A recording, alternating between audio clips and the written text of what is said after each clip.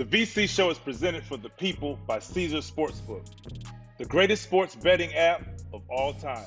Download it, but you must be 21 or older. The VC Show, let's go. All right, what's up? Welcome to the VC Show on Omaha Audio. I'm Roz Gold on what I am with the legend himself, Vince Carter. VC, what's good? Yes, how are sir. you? Oh, man, I'm good, man. It's always good, like I said, when we have a guest, and especially when they're like people I know, especially when they're former teammates, especially when they're legendary. That makes everything like much better. So you know how that goes. Yep. That's a nice little intro, but I'm going to continue to lay down the flowers. It's 11-year NBA veteran and also a New York City legend, a park legend, a streetball legend, and one of the stars of the N1 mixtape tour. Skip to my Lou, Rafer Alston. Thank you so much for joining us. Thanks for having me.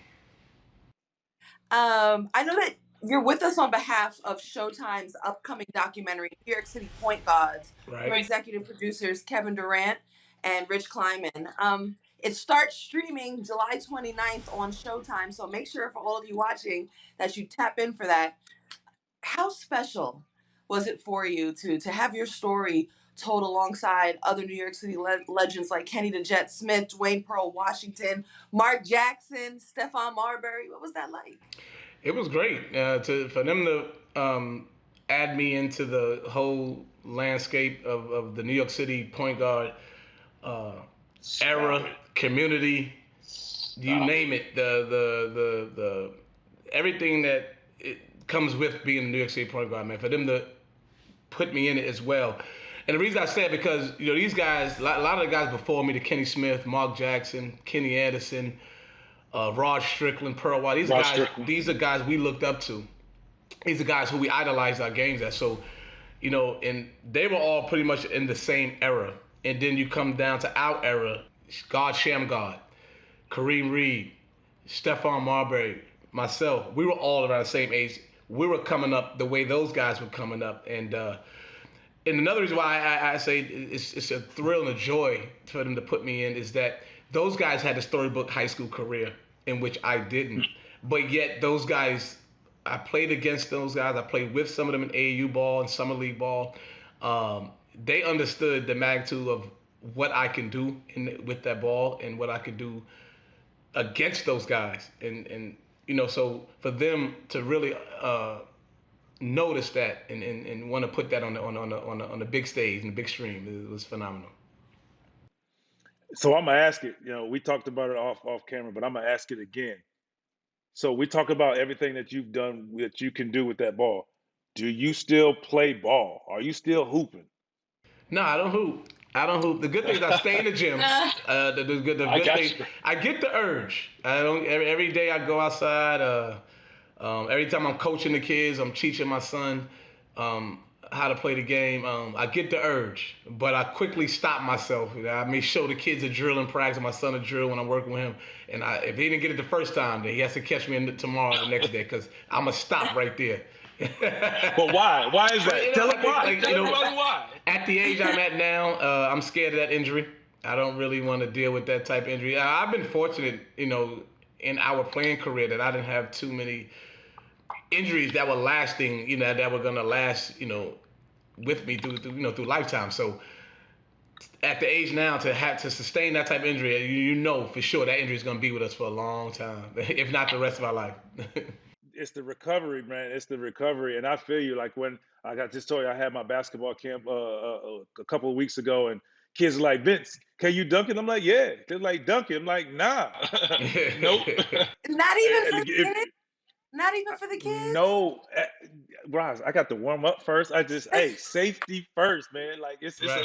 like he's telling the truth right now. Like it's preparation. Nah, I mean I could do it. Like but, you know, and for him, I did a dunk or two. But, and for him, it's the kind of dunk they want to see. Right. If it's up to Vince is gonna go with a regular dunk, he's gonna throw it in, and that's it. But I know the kind of dunk they want to see. It's like, no, I'm not doing it. Right. Regular dunk is not. They like, okay, cool. Like we can see that now Right. from the dude, whatever. Like we Okay. want to see the stuff that you were doing. Like that's what you could still do the reverse 360 windmill. I was like, nah, All bro, right. Dunking is nah. one thing though, but Rafer, do you still got good handles? Oh, Like, can that you still dribble? ball handling is something that would never leave me. I've been doing that since they put a ball in my hand at 5 years old. That would never leave me. Like I could go. I may not dribble the ball for 2-3 weeks at a time, but as soon as I get the ball, I can handle that ball. Do you consider yourself an artist? And what is it like working at your craft of coming up with those special moves? Well, the moves is all thought of. They come up when I'm thinking about a defender or defenders. So it's like if I'm thinking about getting past a defender, and I'm thinking about if another defender steps up real quick, where am I put this basketball? And that's how ball handling for me, because basketball is very it's a reaction. You can go in there. I'm not used to training with cones as today's kids are. I was taught training with someone in front of me moving. So I try to teach my son about training. When you get past a cone, there's gonna if the cone slide, or the defender slides with you, or you get past another guy steps up. So the moves I think about and work on is all reaction to what's about or what is going to happen next. So I'm gonna piggyback that because I'm from New York. I'm from Queens. I was highly influenced by N1 mixtape. I played the Rod Strickland tournament. I played. We played in EBC.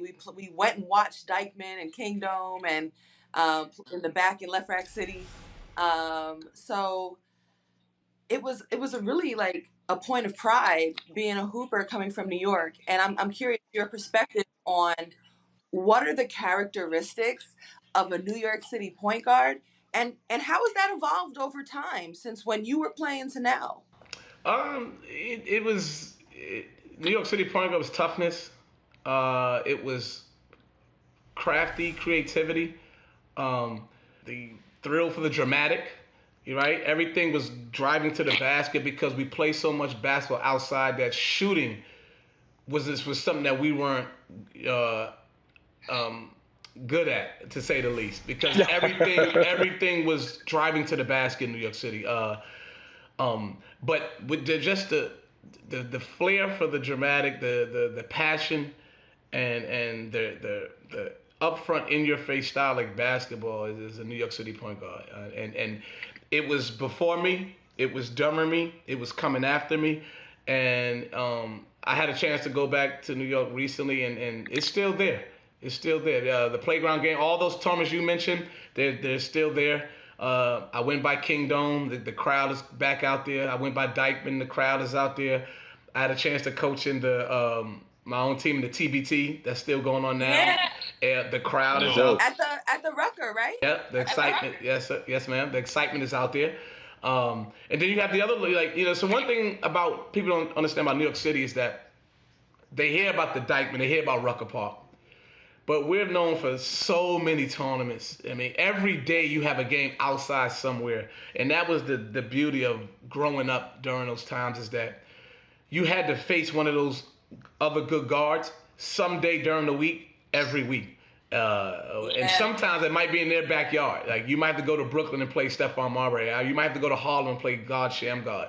They might have to come to Queens and face me. So we had an opportunity to face each other on a consistent basis, which prepared us for what lied ahead if we played major college basketball, which all of us had the luxury to do. Vince went to a school in North Carolina where they would almost pride themselves on getting a New York City point guard ever since the 80s. That's a fact. 70s, 80s, all the way to when Vince played with Ed Cota, who I just had the luxury to run into. His son plays now, but that's another guy that, there's so many point guards, and then now that I just think of his name, that's another guy that should be on that list because his journey was kind of similar to mine. It's like we didn't have the storybook high school career, but yet we were able to salvage our basketball and take it to another level. Skip, how were you able to separate yourself from all of those other names? I know Steph's. Steph was, everybody's right there. So how would you able to separate yourself from all the other New York City point guards and create your name and your legend and legacy that you Skip to Malou that we all know now. Well, one thing I was huge on and growing up when I was playing in the summer leagues in New York City was I was a huge crowd pleaser. I was huge on getting the people off their feet at some point in the game and understanding that a lot of these events and leagues and stuff, the fans are a huge part of it. And you and I had a chance to play in NBA, and we understand the fans are a huge part. So that was one way. That was always showing them something, giving them something to get off their feet. But the good thing was I was always a student of the game. And so because I didn't have that Stuyvesant High School career, everyone knew and heard of me only through streetball. They always skipped to my Lou, the playground, the Rucker legend, the streetball legend. But a lot of people, only those guys you mentioned, the Stephon Marburys, the God Shamgars, Kareem Reeds, even Rod Strickland, Mark Jackson, when they came to see me, they knew that I was the furthest thing from that I can really play whatever style of game they wanted me to play. So when I was coming up in the ranks, when I went to junior college, went to college, and I got in the NBA, I could play whatever style they wanted to play. If you wanted to play a grind-out half-court game, I can give you that. If you wanted to get up and down, well, I was always in shape, and I could run and I can lead the break, and I could see the floor. So I think at a certain point when I got to in my NBA career, which when I became a full-time starter, pretty much the rest of my career, I think a lot of coaches understood that this guy could play whatever style he could play, and not only he could play it, I trust him with the ball. Another thing that amazed people was with all the ball handling, with all the passing, I wasn't a high turnover guy. And that's hard to be when you're doing all these moves and all these trickery passes. Is that I was always, I think my career, I think the last time I looked, I was trying to show my son that I think I was 3-1, almost 4-1 assist turnover. So I was trying to show him that I was always a high assist, low turnover guy. You just said you were able to play any style, which tells me that you were able to figure out or understand what it takes to transition from street ball to the NBA style, which we know is totally different. How were you able and not others? No. That was the thing. It wasn't. I didn't have to transition when I got to the league. So when I got to the NBA, it was more of putting on more strength and stretching the defense. So it goes back to when I was saying we don't in New York, we don't shoot the ball well. So when I got to the NBA, if you notice as my career evolved, I became more of a three-point threat. So after a while, leaving me behind the three-point line was not an option anymore. So that was the one thing. The one thing I was such a student of the game is being able to run a team. I always understood time scoring situation, and I can get the guys the ball. So if Ray Allen's coming off the pick, I had no problem getting those guys the ball. If you were coming across a cross screen and you was popping, I can get that ball to you. If Yao Ming was posting up or McGrady's ball, I had no issue making sure they get that ball. And people understand that's huge in the game, is being able to get the scorers the ball where they need the ball. The mentality is where I made the difference. Playground players, street ball players, especially when they come from the inner city, it's about them. All right? It could be 3,000 fans. Those 3,000 fans came to see that one guy. They don't care if that guy loses. Right? Whereas when you play, when you go and play on the higher levels, and you understand it's about the team. And you have to sacrifice a lot of your game and things that you're capable of doing for the betterment of the team. And you and I have watched so many of our colleagues do that, and some get scrutinized for it because sometimes their games, you hold your game back because we got 2 Hall of Famers on the team. I got so many times questions asked to me when I was playing on certain teams in the NBA. Like, man, Skip, why you don't do this? And I had to tell them, look, I'm playing with 2 future Hall of Famers. I have to get them the ball, and I have to play off of them.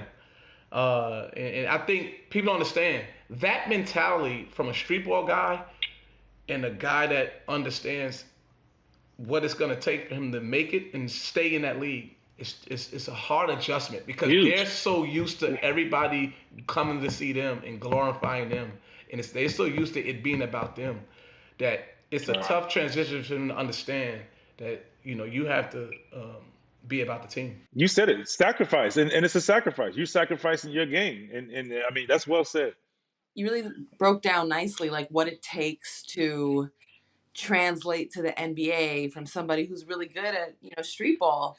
But let's look in the other direction because I think to your earlier points, like regardless of what park or pro am tournament you're playing in, and it could be as big as the Rucker or Dykeman. It could also be a huge, crazy crowd, epic, legendary game at Frederick Douglass or the Gaucho Gym on a rainout, like any court, there could be like legend made. What is it like for those NBA players who decide to insert themselves and come play? The pressure that they take on, and do you find that they all do well in these scenarios? Me personally, they all do well. Me personally, they have the biggest situation going on. So they come there with the pressure is really more on them than it would be the guy that has the legendary status out there already, because now all attention is shifted on them for better or worse, right? I've seen NBA guys come to Ruck. I've seen NBA guys come to different tournaments in New York City and have 25 points. But because that other guy that everyone loves out there, they see every summer, scored 15 on that guy, they consider that guy got the best of the NBA player. You also have to understand, too, NBA player has to kind of take a step back because he can't get hurt out there. You see what I'm saying? So he can't go give them everything they desire. Because if he takes a chance of getting hurt, now he just messed up millions and millions and millions of dollars. So I had the chance to explain that to a lot of my guys out there because I love my guys on the playground. I've come up with these guys. A lot of us known each other since we was 5, 6 years old. But that's another thing what I'm trying to explain to about the mentality as well. It's like, I understand. You are good. You're damn good. But let's understand who that guy is that's walking through that park, that gate, that's playing the NBA, right? Vince Carter came out there. Kevin Durant, Kobe Bryant came out there. Steve Francis came out there. Baron Davis. Let's understand who that guy really is and understand that he has something serious to get ready for in the next couple of months. So him playing hard defense and going extra hard on offense, that may or may not happen for an entire game is what I'm saying. It may not happen for an entire game. It's no disrespect to the guys that he's playing against, no disrespect to the fans of the park. It's that we are out here on asphalt. We're out here on cement. It's tough. For me, when I went back as an NBA player and played, it's tough for me because I have the legendary status out there. And here comes the next young up-and-coming, next skip to my loop. So now I have to think about, oh, wow, I'm rooting for the youngster, but I'm not rooting for you tonight. Not tonight. Tonight's not going to be your night. Not against me, but you are the next one. I want to say in 1988, I had a chance to go out there in Rucker Park and watch a game. And the young guy that was tearing the older guys up, that was a skit to my Lord time, was Malloy Nesmith, the future. And everyone would come out. Everyone hanging on the grate, hanging in the trees, and watching the future. And I want to say 3 to 4 years later, I was that guy that everyone's hanging off the building, hanging off the bridge, and hanging out the bridge. And then after I was gone, then here comes the next and the next. But, like I said, we all have that pride in us. And I always said to myself, when that youngster come up behind me, just not the night I'm playing, please. You describing it's giving me goosebumps right now. Right. For real, man. I can see the imagery of everything you're describing. Like, that was a life I lived. You inspired so many hoopers coming up. Like, not exactly the same, but LeBron went and played at the Drew. Not a park, Absolutely. But still a pro-am. What was the significance to you of LeBron coming out and doing well and also showing up in this type of community tournament? Here's the thing, and it's the thing. Like when I said when like I said when Vince, Kobe, those guys came out to Rucker and things like that. You know what's the greatest thing for? First off, all the people who don't get a chance to see these individuals Superstars. that they don't have the luxury to go buy a ticket and go to the arena, right? So just think about that community where the Drew League's at, and you get to see LeBron. You know how many of those people don't get an LA Laker ticket and get a chance to go in that I can't call it Staples City anymore. I forget these crazy names now, but anyway, Crypto.com, yeah. But anyway, Staples, I got you. They don't get a chance to go in there, right? So that's who it's amazing for, and that's why you tip your hat to these men when they take time out their day or their summer. Because remember, when these guys are doing it, they could be anywhere else in the world with their family on vacation. He take the time out and do that. Now, it's a phenomenal thing to go out there and play and not only that, and go in there, understand what's at stake. The other guy that's lined up against him, they're talking trash. His fans, they want to see him get the best of LeBron. You already got half the Laker people right now disappointed in what just transpired this past season. So for him to go out there and put himself on the front line like that, lets you know what type of man he is. The one thing I said to somebody yesterday about it is, it's been done before, right? NBA guys going to these leagues, it's been done. No one's gonna reinvent the wheel, right? Connie Hawkins, World Be Free, Dr. J came to the Rucker Park. Dr. J. Julius, Yes, Vince Carter, Kobe Bryant, Baron Davis, Steve, they came to Rucker Park. So right now, the Drew League has that notoriety right now as that's the Rucker right now of summer ball, the Drew League. You know, and I say nothing's gonna you can't reinvent it. Just the only thing that's different is the human being that's involved in it. So, you know, I explain that to people, right? So right now, the Drew, in about 5 or 6 years from now, it might be a league in Florida or Houston that's the crazy pro-am. And here they come. They're gonna follow. You're right, and I think every young superstar, you know, kid who's never had that experience, you must experience it one time. But just understand when you step on that court or that asphalt, you're gonna have to. I mean, it ain't just let me just work on something. Like it's some prideful people who are, like you said, getting that opportunity to play against LeBron, to play against DeRozan. You saw the dude who was in Debo's face, like, you know, and he go right at him, and he went to playoff basketball. He attacked the rim, tried to dunk it. So I mean, it's all about, it's. I mean, like you said, like Roz, I'm getting chills just thinking about it and getting the opportunity to play because Tim Thomas, who was one of my guys, who's the one who taught me into doing it a long time ago, and I played in a couple of different leagues like that, and it's nothing like it. And I encourage guys to go out there, young stars, to do it. Not to mention, a lot of our colleagues that are in the NBA, you got to think about where they come from. They don't have these type of leagues where they come from, right? I didn't have it so like you that. Go, so like you I go was, up in Daytona, you go up in Daytona Beach, Florida. You don't have a Rucker League. So, but you hear about it so much. So now you get the opportunity to go in there.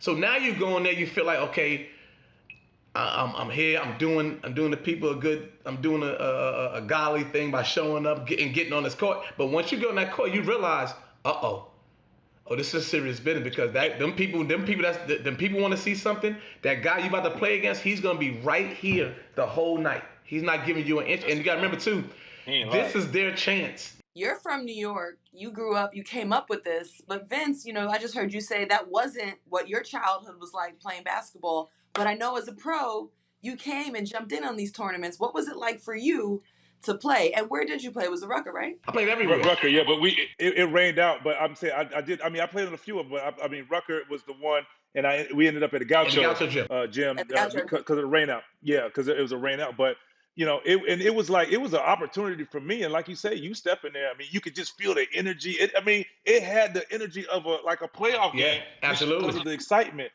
and you know, it didn't matter. You get switched off a dude. You come out there like, okay, cool. And you know, what, it was a whole lot of game. Yeah, that's why I play. Yeah, I mean, they trying to make their mark, and I was like, okay, all right, we got to turn this up a little bit. All right, and then go. And I wanted to ask you, Skip, do you feel like today's game with social media like it is now. Like, I mean, obviously, we had video and obviously our games and like when I play, there's video of it, but it's just a different. Do you think a lot of these guys are hesitant to go out there and play in this game because of the showing that they might not have and the backlash from it? Because for me, it was more of an honor. I didn't care about the backlash because I was confident in who I was. Right. I was like, bro, I play against the best guys in the world. Now, and Was some of the it best guys in the world, let me say, are not all in the NBA, but at the same time, I was not afraid to go out there, not to fail. I didn't think I'd fail, but I knew I had to go and do my thing because they wanted to see what I could do, and I wasn't but afraid of that. was it easy? Would you honestly say was it easier for you to It, play against them than the pros? I don't know about easier. I think it was more pressure in the beginning, kind of to go out there and do it. And once I got going, I'm like, bro, it's still basketball. You still you, and when I got in the mode, like, okay, all right, hold up, bring this thing to the block, because that's back when I posted up like, look, let's go, and then start doing my thing, and it was just basketball, and it's good competition. I love playing basketball. Rob, I play. I play my AAU ball, Where? Patterson, New Jersey. Oh, okay, Patterson, that's New Jersey. I right. played for PC. Me and Tip Thomas and Cole ended up playing. So Yeah. I didn't play like the guys that's what basketball, because Charlton Clark, guys like that I met at 5 Star. These guys loved playing basketball, and I love the energy. That's what New York basketball was about. Florida was a football state kind of when I started, so not the best players in Florida didn't really play. Like you said, they were just out doing whatever they do. So I was looking for the best competition. I lived with Tim Thomas majority of the summer, where I almost moved to Patterson, New Jersey to go there because of the competition. Like, I loved it that much, and I played against everybody and got a chance to just be a part of that culture, and it was nothing like it. Nothing like it. And I think that's what helps I'm sorry. us in New York City. What people don't understand is like what Vince said is that basketball for us on the East Coast, especially in, like I said, Patterson, New Jersey is right over the bridge. It's not like you're far from New York City. We play against those guys a lot. They come across, we go across there and play in their tournaments. I had the luxury to watch Tim. Yeah, I'm a little older than you guys, a couple of years. I had a chance to watch him come up, and another phenomenal player, person, teammate. But it's a way of life for us in the East Coast. Basketball's number one, number two, and number three in New York City. Whereas I live in Texas now, football's king. He's from Florida, football's king. Like, so they're grooming you in Florida and Texas time to be a football player first. New York City, as soon as a son is born, they might put a basketball in that crib or that stroller, and they're gonna put a basketball. And that's how it was for us. Like, basketball is everything to us in New York City. Roz could tell you that she grew up in a place where two of the most legendary point guards, Kenny Smith, Kenny Anderson, grew up right there in Left Rack, Queens. So, when these people see this point guard documentary, you're gonna understand not only the game, you understand almost why it was so important to us growing up. We were pushed to be basketball players from birth, right? And people don't understand, we put all our eggs into this basket. I could tell everybody myself, like, I go speak at university sometimes, I speak with kids, and at the end they ask me, what would you have done if you didn't play basketball? And I tell them, for me, it's an unfair question, because I can't tell you what else I would be, what else I would do, because I know I grew up in a time where you were pushed and bred and born to be a basketball player in New York City. I Wow. can't wait.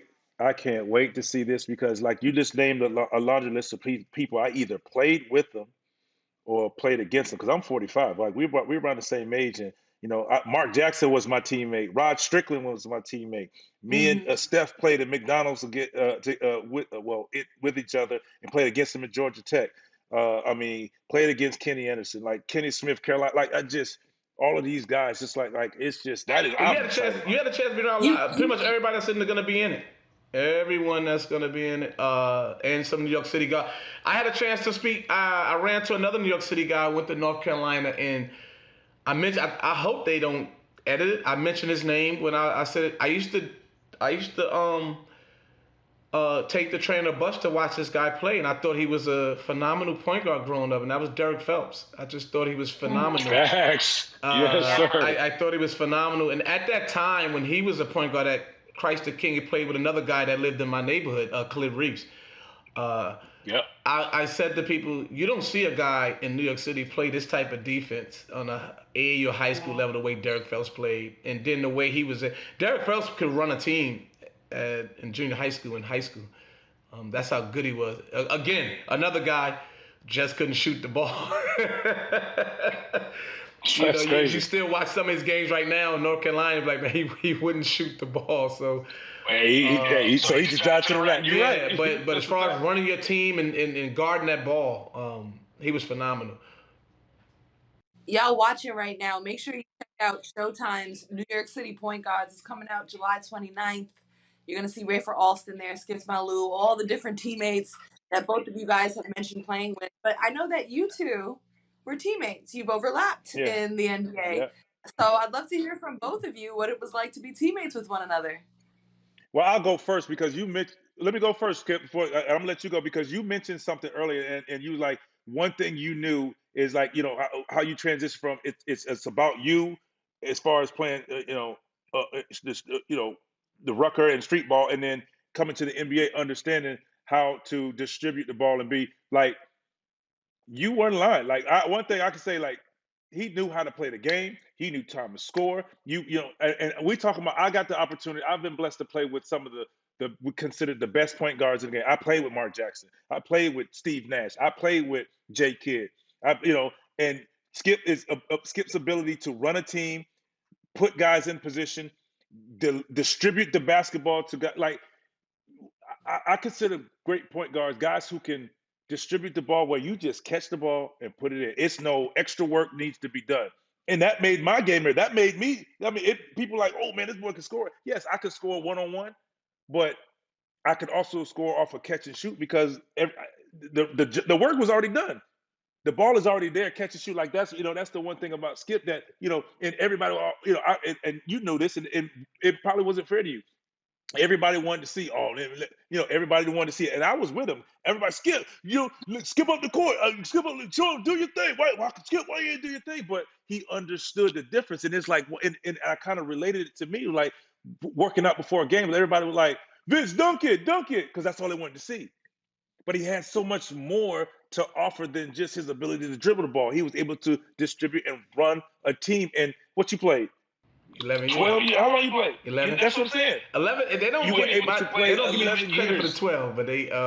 So my 12th year was supposed to be actually the first time I had a chance to play in Toronto's when I got called up for the 10-day. But because I didn't play a lot of games that season, they don't give me credit for a full year. So that really would be my 12th year. So 12 years. So but it was phenomenal. So the first time I got to Toronto, I was on a 10-day contract. A lot of those guys were hurt. And I come in and I'm playing. So here's the funny thing about New York City again. So I'm playing for a phenomenal basketball player, phenomenal coach, New York guy, Lenny Wilkins. So I get the 10-day. I'm going up there. As I'm on my way up there, my phone is going crazy. Like, you about to play for, and that's everybody in New York's like, that's our guy. So people don't know how much Lenny Wilkins, what he means to New York City. And I know a lot of guys on the Raptors don't know what Lenny Wilkins means the world to us. He's another iconic figure as far as point guard in New York City. And I think VC and those guys were hurt. And I come up there and unfortunately the Raptor season was going this way because of all those guys were hurt. And Lenny Wilkins just put the ball in my hand just right away. And did I think I would come up there and I have a stretch where I'm averaging 20 points? The answer is no. But I went on a tear. And it was just Rafer Mania and this, that, and the third.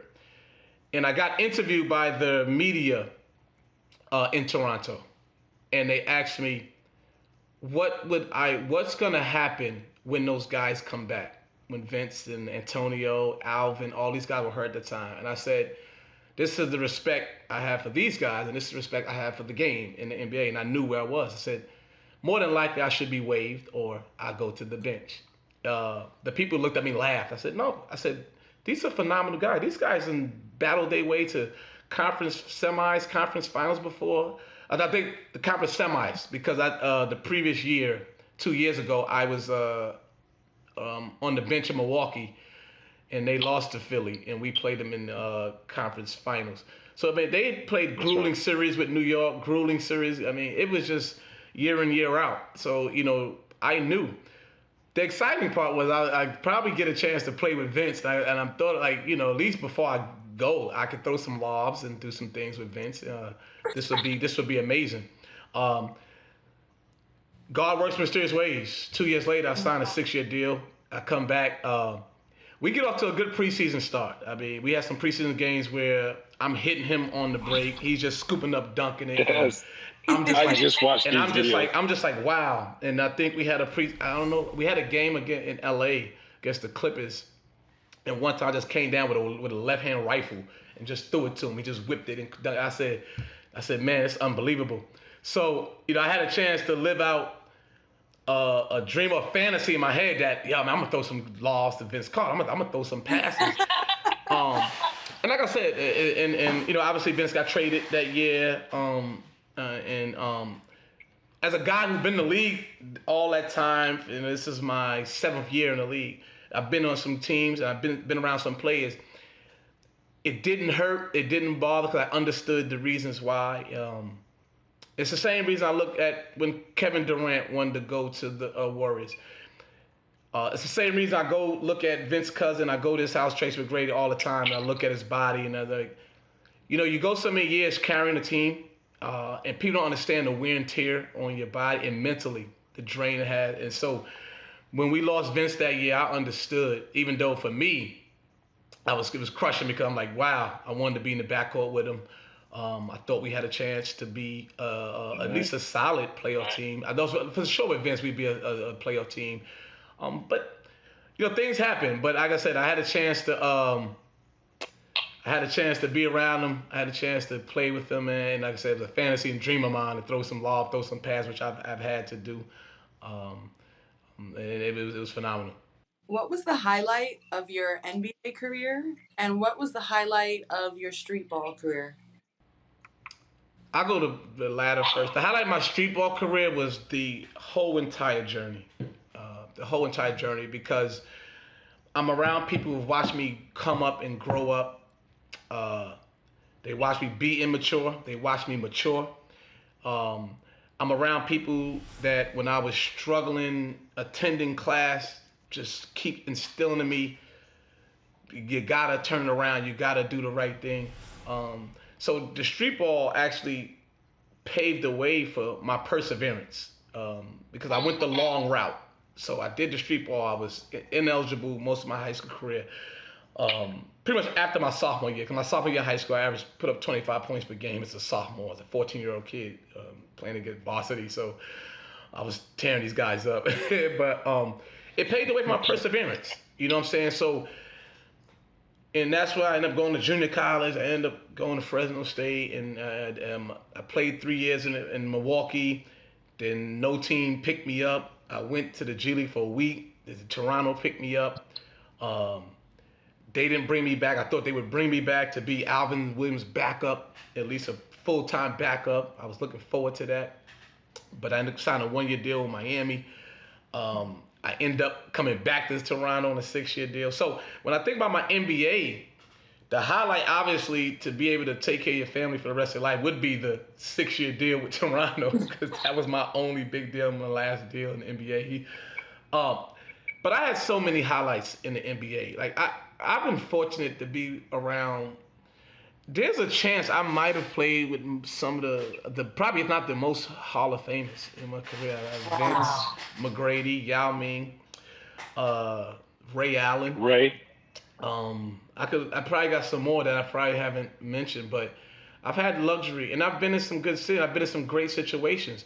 I've been on a team that won 22 in a row, which was unheard of until the Miami Heat with LeBron, the Big Three. They ended up doing something phenomenal. But before that, winning 22 in a row was huge. I had a stretch in my career where I set a record in Miami when they said I couldn't shoot. I set a record for the most consecutive games with a three-point shot. I hit over 100+ threes one year in Toronto when people would back off me. I've had so many highlights. I hit a game winner in Miami over Sean Bradley that sticks with me. Every day it sticks with me. Like, who would ever think about it? That's something you dream about in the park or the playground. You count down 5, 4, 3, 1. You just let, and I actually lived that moment. I had a chance to play with a guy that lived in my neighborhood who is like a little brother to me. Who was on the same team, Miami, Lamar Odom.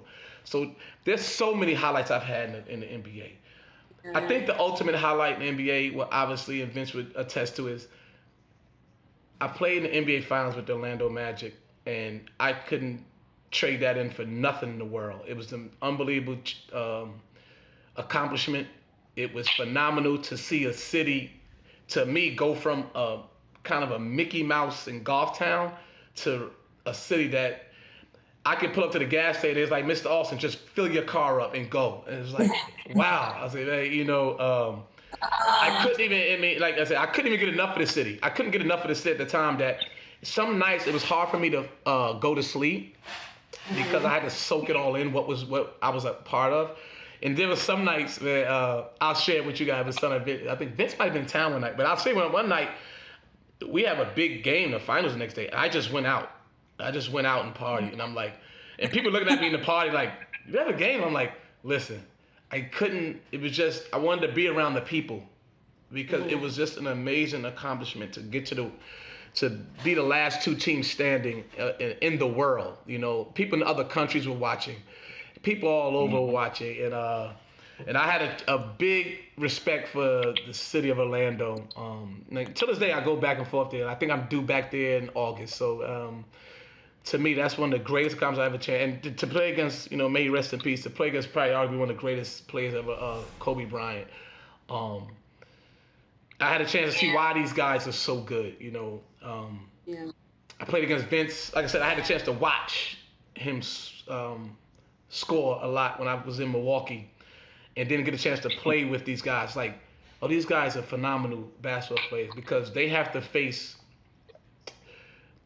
the double team. They have to face scouting and coaching that's geared to stop them every single night, but yet they still find a way to come away with 25 and 30 points. I watched Kobe Bryant, that shoot around and everything. The whole board in the locker room is to stop him on every play on that board. And he still found a way to score 35 and 40. And it's just, you tip your hat and respect these men that play on that level.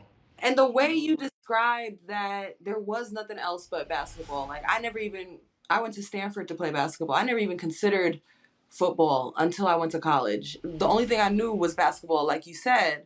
I remember when the boys team from Christ the King came to play at Malloy, it was Omar Cook's birthday.